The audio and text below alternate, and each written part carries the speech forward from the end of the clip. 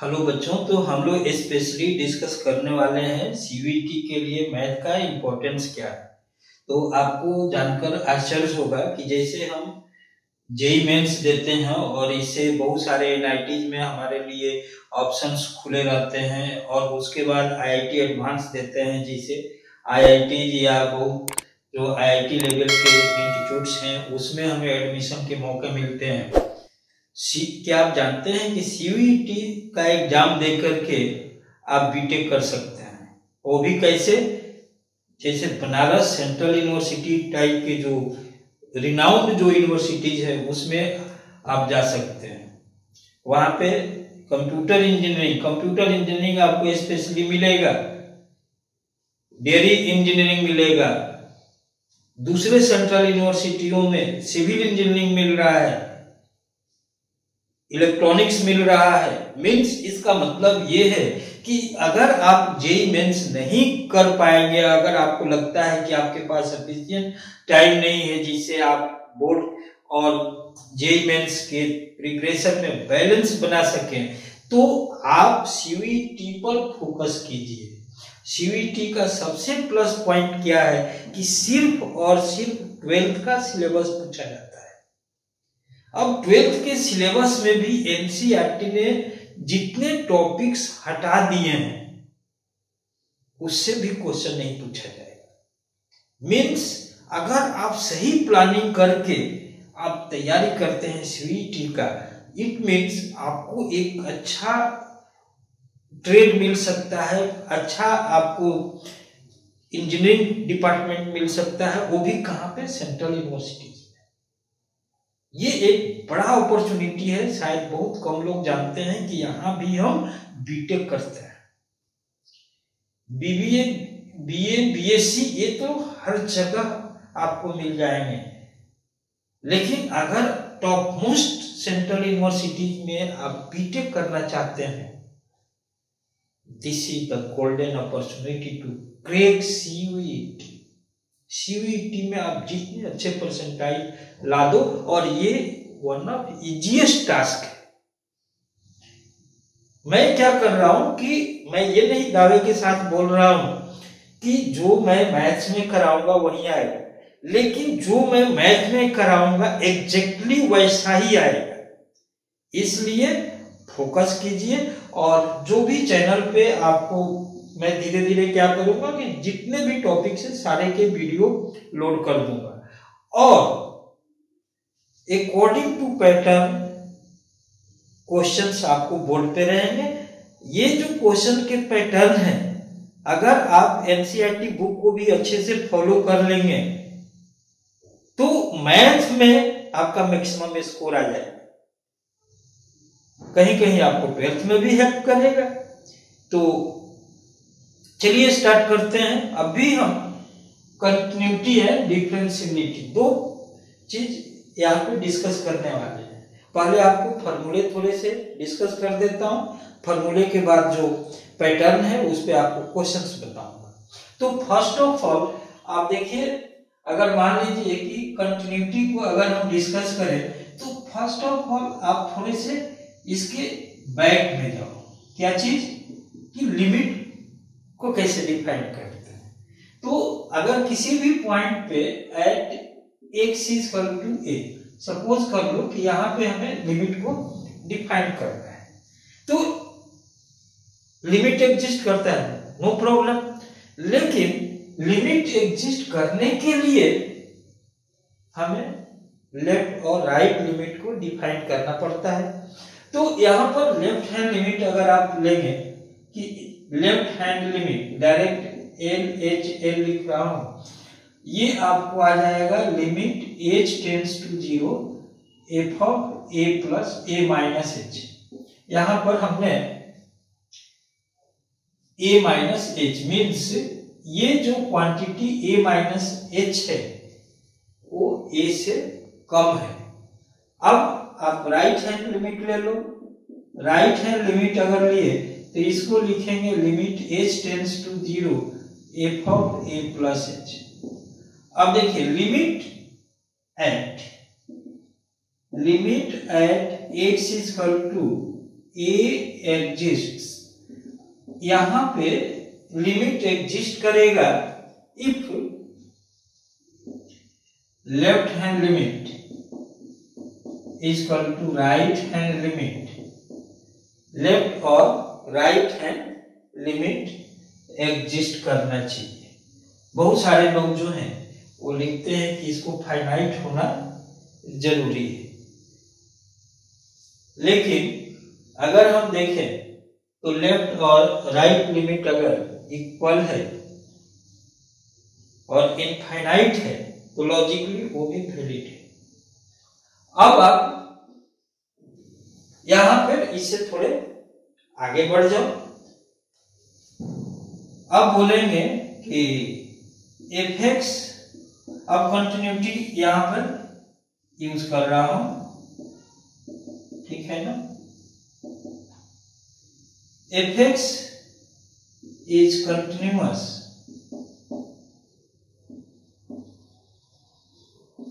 at x is equal to a if limit h tends to 0 f of a minus h means left hand limit, and limit h tends to 0 f of a plus h means right hand limit, and this should be equal to fa। और यहां पर जो value आनी चाहिए वह value finite होनी चाहिए, ये वैल्यू फाइनाइट होना जरूरी है।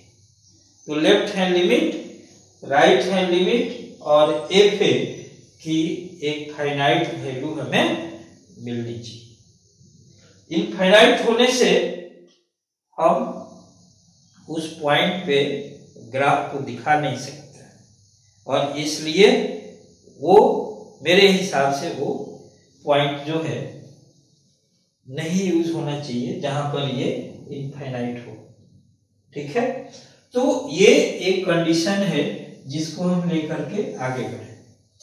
अब अगर left hand limit, right hand limit और फंक्शन की वैल्यू बराबर हो रही है, तो अगर फंक्शन की वैल्यू बराबर हो रही है तो यहां पर हम कहेंगे कि ये continuous.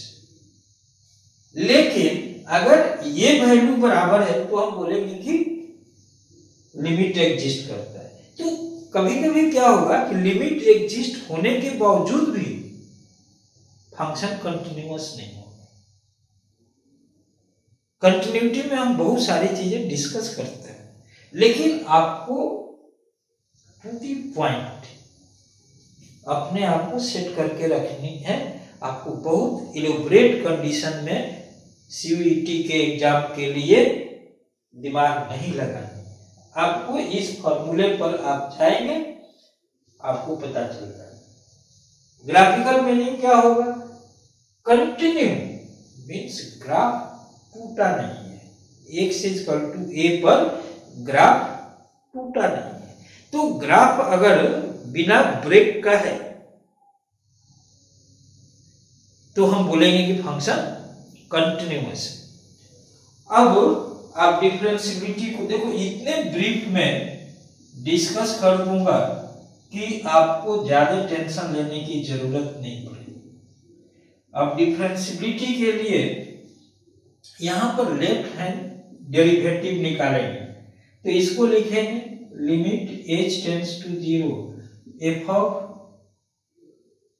a minus h minus f है और y में माइनस h। ये है लेफ्ट हैंड डेरिवेटिव। अब राइट हैंड डेरिवेटिव जब आप यूज कर रहे होगे तो क्या लिखोगे?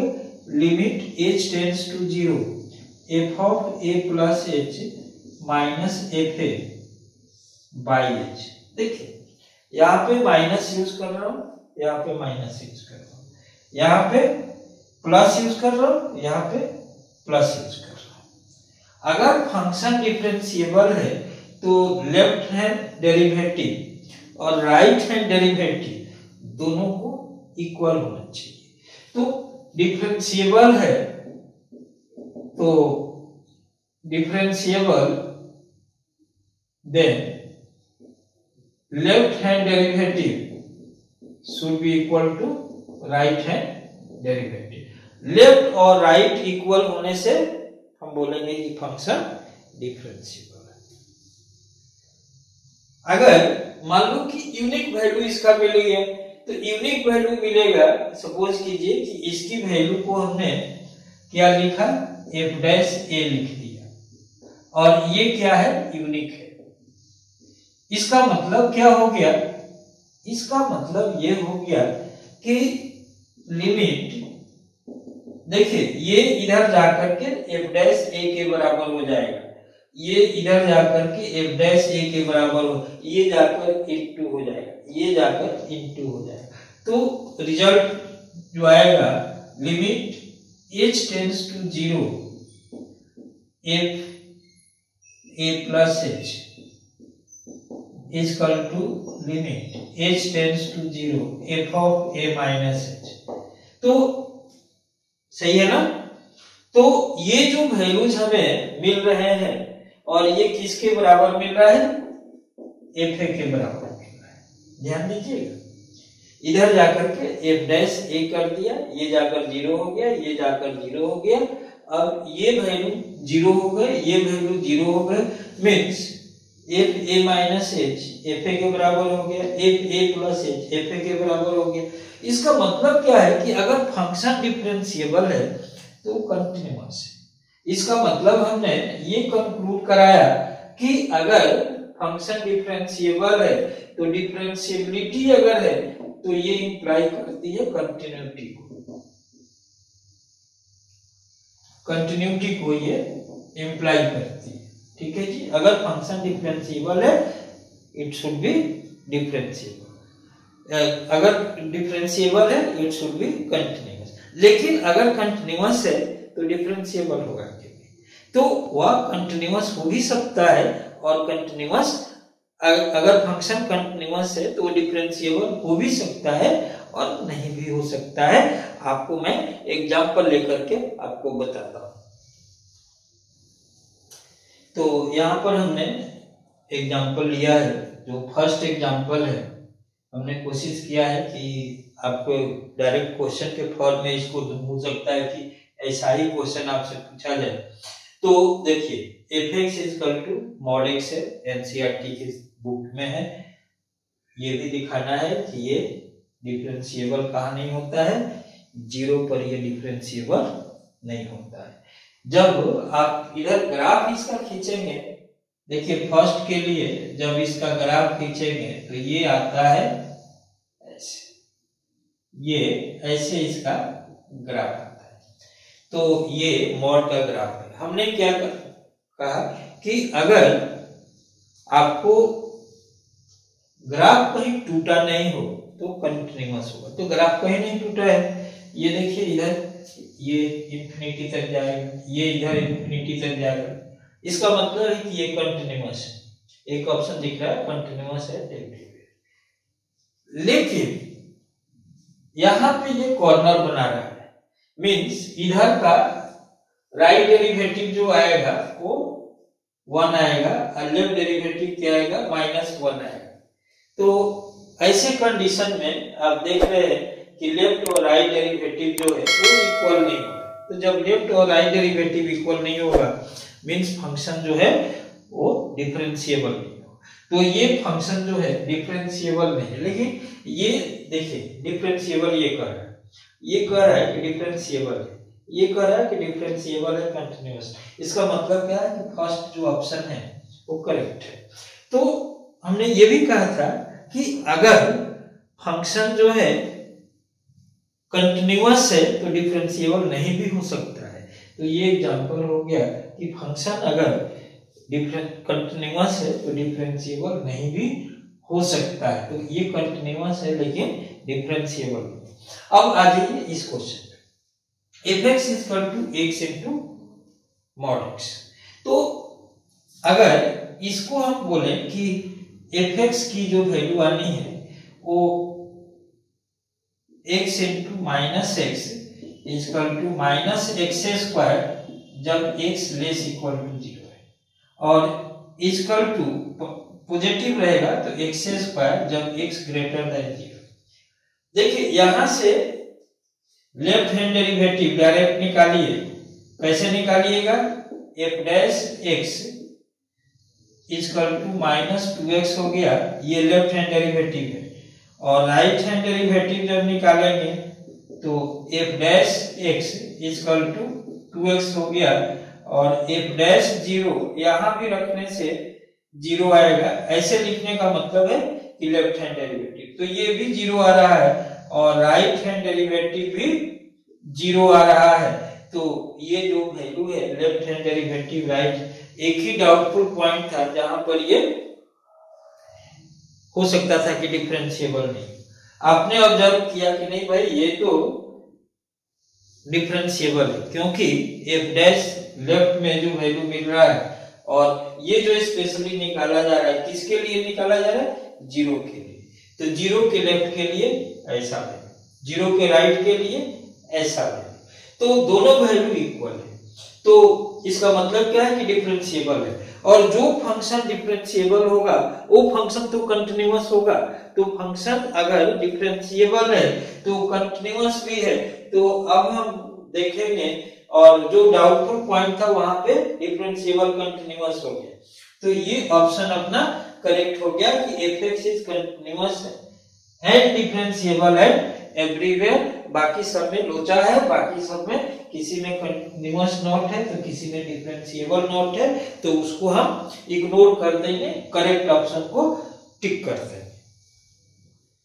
देखिए यहाँ पर जो फंक्शन दिया हुआ है, अगर x की वैल्यू π/4 कर दिया जाए तो ये 0 हो जाएगा। इसका मतलब है कि नॉट डिफाइंड है, जो कि क्लियरली एक्सप्लेन्ड है।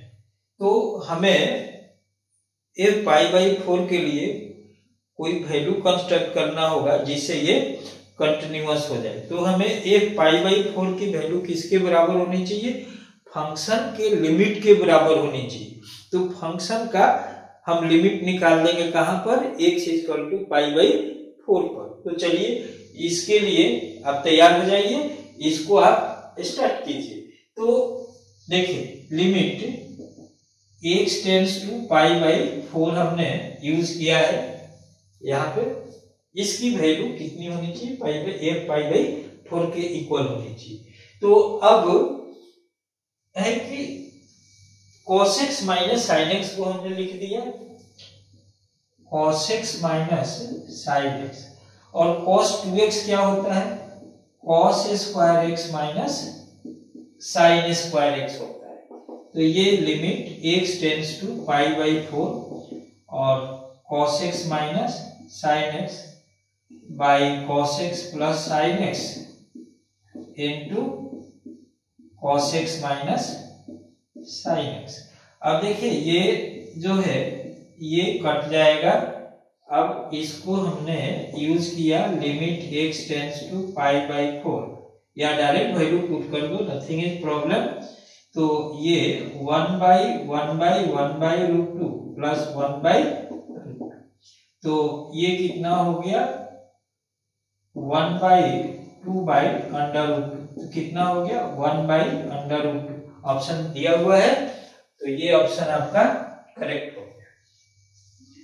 अब नेक्स्ट क्वेश्चन में देखिएगा log 1 प्लस x माइनस, देखिए limit of x tends to 0 log of 1 plus x by x की वैल्यू 1 आती है। तो इसके अकॉर्डिंग हमने क्या किया कि देयरफॉर लिमिट x टेंड्स टू 0, ठीक है। अब यहां पर भी हमें f0 की वैल्यू को निकालना है, ठीक है ना। तो f0 की वैल्यू के लिए अब देखिए log ऑफ 1 प्लस ax, अब यहाँ ax रहने से ये 1 आएगा, तो a से यहाँ मल्टीप्लाई कर दिए, और माइनस में माइनस b यहाँ ले लिए, log 1 माइनस bx ले लिए, और नीचे में bx ले लिए, ठीक है, माइनस bx ले लिए। तो अब ये वैल्यू 1 हो गया, ये वैल्यू 1 हो गया, और इधर से a बचा, इधर से माइनस माइनस प्लस b बचा। तो जो ऑप्शन में दिया हुआ है देखिए a प्लस बी दिया हुआ है। तो हमें बेसिकली जब इस तरह के क्वेश्चन रहेंगे कि F0 या F1 या F2 या F जो भी वैल्यू रहेगा उसके लिए लिमिट निकालने की जरूरत पड़ेगी, और लिमिट जितना भी होता है उतने फंक्शन के वैल्यू को लिख देना है। तो यहाँ पर फंक्शन की वैल्यू को हमने लिख दिया है, ये बी ऑप्शन करेक्ट हो गया है।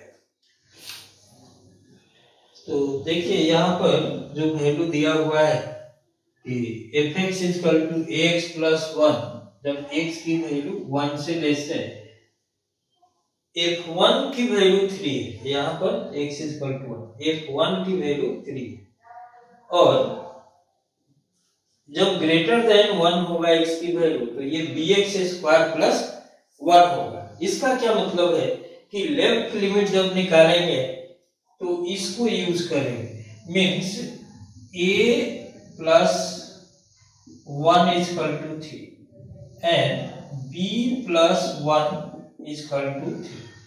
तो क्या मिल रहा है 2 मिल रहा है।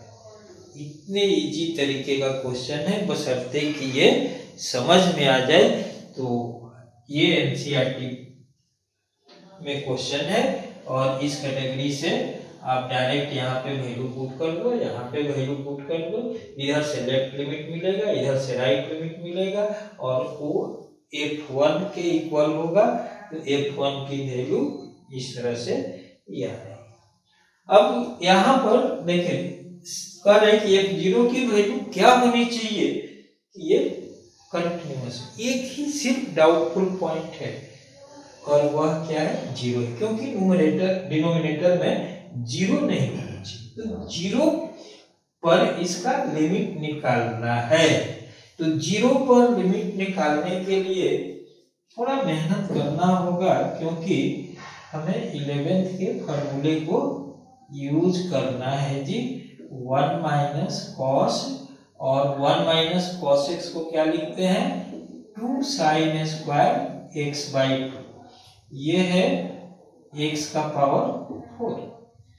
अब अगर हम चाहें तो 1 माइनस कॉस थीटा, ध्यान दीजिएगा ये है 2 साइन स्क्वायर थीटा बाई 2, तो इसको लिखेंगे limit x tends to 0 two sine square of 2 sine square X. देखिए ये वैल्यू थीटा है, तो यहाँ पे 2 साइन स्क्वायर एक्स बाई 2, तो ये और ये कैंसिल हो जाएगा, x का पावर 4। तो लिमिट x टेंड्स टू 0। अब 2 साइन, ध्यान दीजिएगा 2 साइन और साइन स्क्वायर एक्स बाई 2, इसका अगर मैं यहां भी लिख दूं कि साइन स्क्वायर एक्स बाई 2, तो ये होल स्क्वायर करने से इसका लिमिट 1 आएगा। अब हमने क्या किया कि यहाँ पे x का पावर 4 था, अब ये वैल्यू है साइन का पावर 4 x बाई 2, तो sine x by 2 by x by 2, तो इसका पावर कितना होना चाहिए 4 होना चाहिए, इनटू अब x बाई 2 का पावर 4 मीन्स x का पावर 4 और बाई कितना होना चाहिए 16 होना चाहिए। तो देखिए ये इससे कैंसिल होगा, ये 1 ये 1 ये 8, तो आंसर कितना आ जाएगा, इसको इधर से कैंसिल करने से 1/8 आ रहा है। तो हमने क्या फॉर्मूला यूज किया है कि 1 minus cos theta equal to 2 sine square theta by 2। इसको लगाने से ये सिंप्लीफाई हो रहा है, फिर उसके बाद फिर इसमें लगा है, तो इस तरह से जो रिजल्ट आ रहा है वो 1/8 यहाँ पर आंसर आ रहा है। देखिए यहाँ पे फर्स्ट क्वेश्चन में है कि कितने पॉइंट्स है जहां पर फंक्शन डिफरेंशिएबल नहीं है। तो जब भी आपको मॉड रहेगा, मॉड में लीनियर टर्म है या क्वाड्रेटिक है या क्यूबिक है, सिर्फ आपको ये देखना है कि कहां कहां पे वैल्यू 0 हो रहा है, x के किस वैल्यू के लिए मॉड के अंदर का वैल्यू 0 हो रहा है। तो आपको क्या करना है कि x² माइनस 3x प्लस 2 को 0 करना है। अब जब इसको 0 करेंगे तो क्या मिलेगा, x minus 1 x minus 2 means x की वैल्यू 1 x की वैल्यू, देखो ये दो वैल्यू मिल रहा है, मीन्स x का वैल्यू 1 रखने से मॉड के अंदर की वैल्यू 0 हो जाएगी। जब 2 रखेंगे तो भी मॉड के अंदर की वैल्यू 0 हो जाएगी। तो जहां भी मॉड के अंदर की वैल्यू 0 होती है वहां पे फंक्शन डिफरेंशिएबल नहीं होता है, लेकिन कंटिन्यूअस होता है। तो यहाँ पे कंटिन्यूअस नहीं कुछ सोचना है, डिफरेंशिएबिलिटी के बारे में हमें बतानी है। तो x के डबल वैल्यू मिल रहे हैं 1 एंड 2, तो यहाँ पर नंबर ऑफ पॉइंट्स पूछ रहा है, कितने वैल्यूज मिल रहे हैं, तो ये कितना हो गया 2।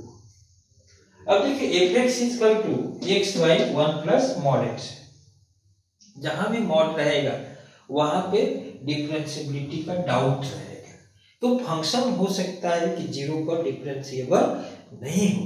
तो हम लोग क्या करें कि यहाँ पे ऑब्जर्व करें कि रियल में इसका क्या कंडीशन है।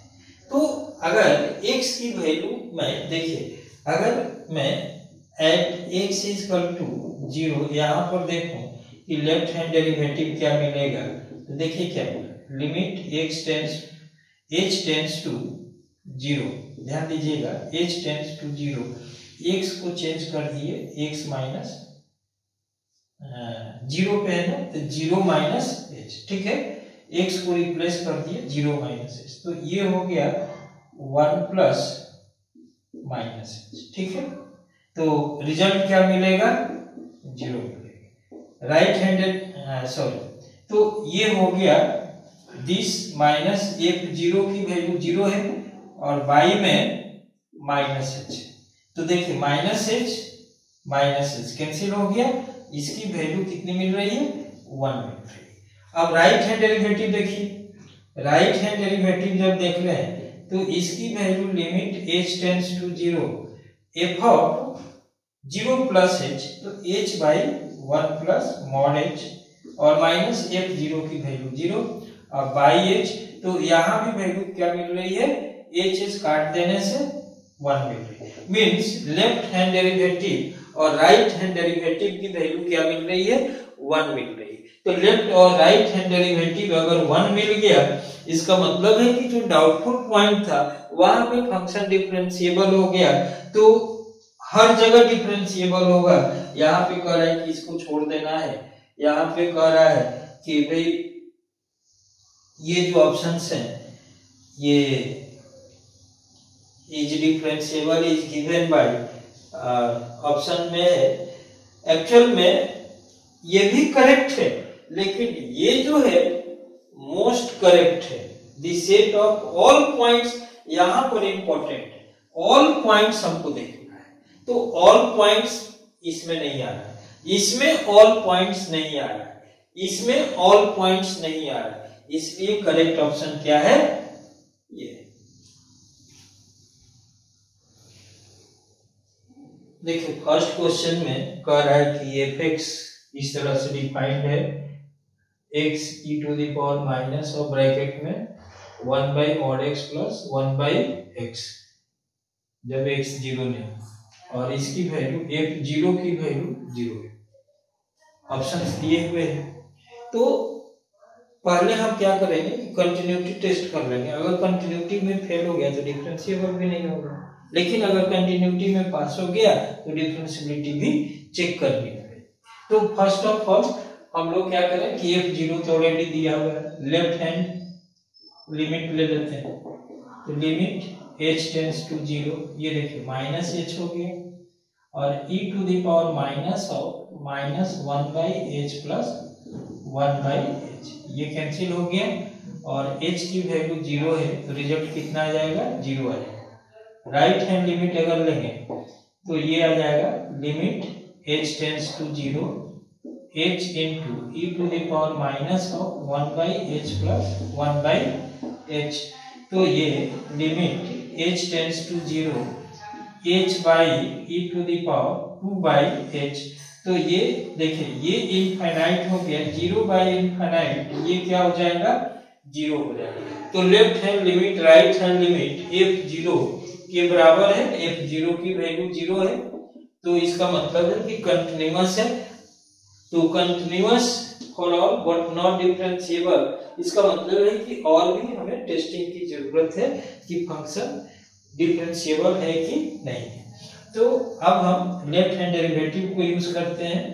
तो लिमिट h टेंड्स टू 0, अब देखिए ये वैल्यू यहाँ पर यूज करूंगा minus h e to the power, ये जो वैल्यू आ गया e to the power minus of, देखिए ये कैंसिल हो गया और इधर से f0 करने से तो वैल्यू ऑलरेडी 0 है, y माइनस h कट जाएगा तो ये क्या हो गया, 1 आ गया। ध्यान दीजिएगा h कटेगा e टू द पावर 0 1 आ गया।